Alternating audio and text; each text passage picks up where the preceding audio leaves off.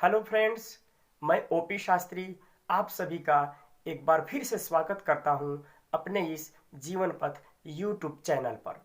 साथियों, जब examination hall में बैठते हैं तो एक अजीब तरह का हमारे दिमाग में क्या होता है कि प्रश्न आने लगता है कि प्रश्न पत्र कैसा होगा, उसमें सवाल कैसे होंगे, मैं सभी प्रश्नों को सॉल्व कर पाऊंगा या नहीं, इत्यादि इत्यादि।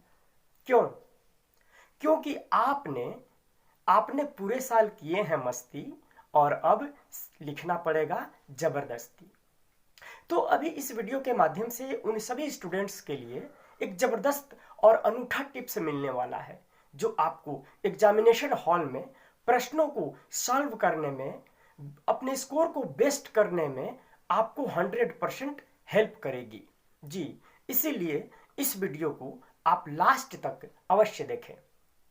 देखिए, परीक्षा हॉल में प्रश्न पत्र मिलते ही आप क्या करें, तुरंत उन्हें सॉल्व करना शुरू न करें।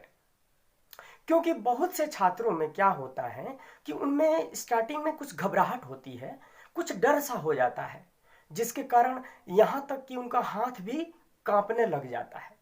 इसलिए सबसे पहले अपने आप को नॉर्मल स्थिति में बनाए रखने के लिए क्या करें कि शुरू के जो सेकंड्स होते हैं उनमें आप अपनी दोनों आंखें बंद करके और कुछ सेकंड तक एक दो लंबी और गहरी श्वासें एक दो बार छोड़िए और अपने आप को नॉर्मल करते हुए अपने मन में एक भावना लाएं।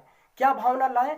अपने मन में एक भावना लाएं कि yes I can do it, yes I can do it. ऐसे कम से कम 3 बार आप अपने मन में दोहराएं और फिर प्रश्न पूरे कॉन्फिडेंस के साथ में शुरू के मिनटों में प्रश्नों को पढ़ना शुरू करें। और उनमें से जो प्रश्न आपको बहुत अच्छी तरह से याद हैं, जो आपको बहुत अच्छी तरह से आते हैं, उन प्रश्नों पर कुछ निशान लगा लें और फिर आगे की तरफ बढ़ें।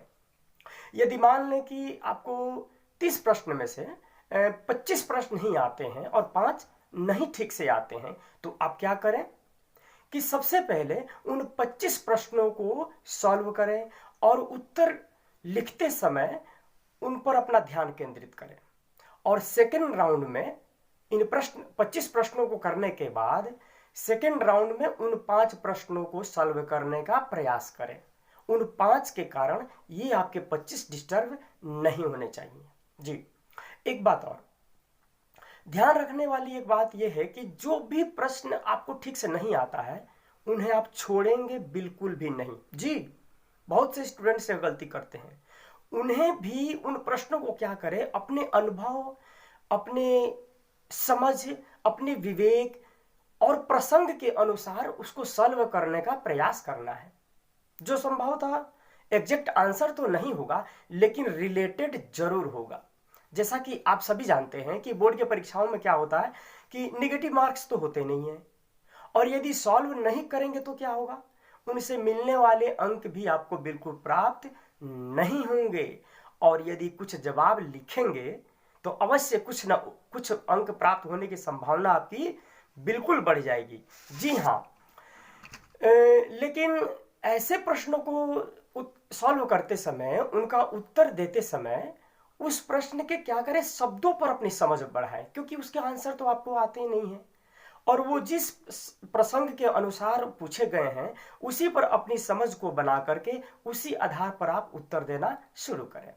ऐसा करने से यह भी हो सकता है कि आपने उसका सटीक आंसर ही लिख दिया हो जो बिल्कुल सही हो, ऐसा हो सकता है। एक चीज और, जो ऑब्जेक्टिव क्वेश्चंस होते हैं, जो एमसीक्यू टाइप के क्वेश्चंस होते हैं, मल्टी लेवल चॉइस क्वेश्चन जो होते हैं, उन प्रश्नों में क्या करें कि जिनके आंसर बिल्कुल भी नहीं आते हैं उनको भी बिल्कुल ना छोड़ें। उनके लिए आप क्या करें कि एक तुक्का लगाइए।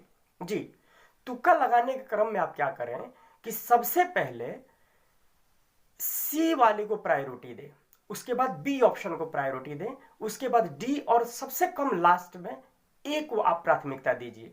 जी, ऐसा बिल्कुल करके देखिए। और उत्तर लिखने का तरीका भी आपका सही होना चाहिए। हर उत्तर के बाद में क्या करें कि एक दो लाइन की गैपिंग छोड़े कि अंतर दिखे कि यह अलग प्रश्न का उत्तर है और यह अलग प्रश्न का उत्तर है। हैंडराइटिंग आपकी स्पष्ट होनी चाहिए, क्योंकि परीक्षा में लिखते तो आप हैं लेकिन पढ़ता तो कोई और है, कॉपी तो कोई और जांच करता है। इसीलिए ऐसा लिखें कि सब पढ़ पाए और सबके समझ में आए। एक चीज और, पेन से काटने का जो तरीका होता है वो भी सही होना चाहिए। कुछ स्टूडेंट्स क्या करते हैं, बिल्कुल उसको पोंछ देते हैं स्याही, उसको ऐसा नहीं करना है। पेन से काटने का एक तरीका है, उसको एक या दो लाइन खींच दीजिए और आंसर जो है पॉइंट टू पॉइंट होना चाहिए जी। और एग्जाम में आप अपना 100% दीजिए बिल्कुल, लेकिन रिजल्ट की बहुत ज्यादा चिंता नहीं करना है। बहुत परेशान रिजल्ट को लेकर के नहीं होना, क्योंकि अभी आपको एग्जाम फेस करना है, इसीलिए रिजल्ट का टेंशन नहीं लेना है।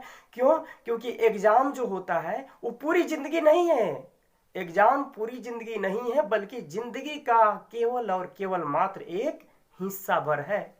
और सफलता, सफलता एक दिन में नहीं मिलती है, लेकिन यदि ठान लो तो एक दिन जरूर मिलती है। चलिए, आशा है ये टिप्स आप अपनाएंगे और यह वीडियो आपको जरूर पसंद आया होगा। आप इसको अधिक से अधिक लाइक कीजिए, कमेंट कीजिए, शेयर कीजिए, और अभी तक आपने यदि इस चैनल को सब्सक्राइब नहीं किया है तो अधिक से अधिक सब्सक्राइब जरूर करें। चलिए दोस्तों, मैं अगली वीडियो में बहुत जल्दी कुछ टिप्स के साथ, कुछ मार्गदर्शन के साथ मैं आपके साथ फिर उपस्थित होने जा रहा हूं। तब तक के लिए thank you very much and take care, bye bye.